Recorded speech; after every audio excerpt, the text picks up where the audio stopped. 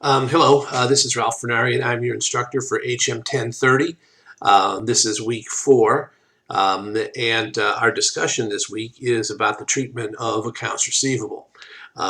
It's termed in the discussion as really credit balances, but an accounts receivable really is, as our text tells us, are amounts due from customers for services or goods, goods sold or services rendered. The text discusses accounts receivable from really an accounting standpoint.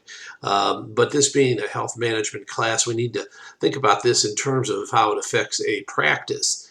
Many times we will see customers or patients who receive service who have an inability to pay or have made an arrangement through a payer, a third party, for payment.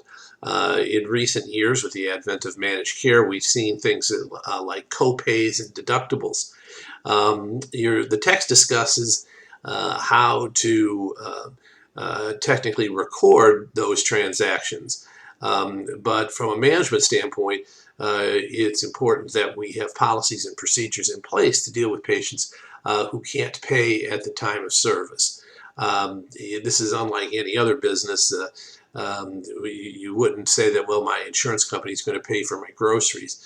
You get the groceries, you pay for them before you can take them out of the store. In healthcare, that's not necessarily the case. So I want you during this discussion to consider two things. First of all, how would you treat the transaction from an accounting perspective? And then second of all, what sort of policies or procedures would you put in place to deal with patients who may have a credit balance? Some things that you might want to consider is for a financial screening policy, a payment plan policy, and then also would you withhold services if someone failed to pay over a period of time? All those sorts of things, plus many, many more, you can discuss during our make posts about those during our discussions.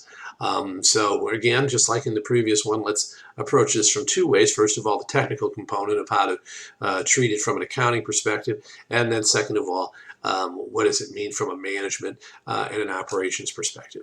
Let's have a good discussion. Thanks.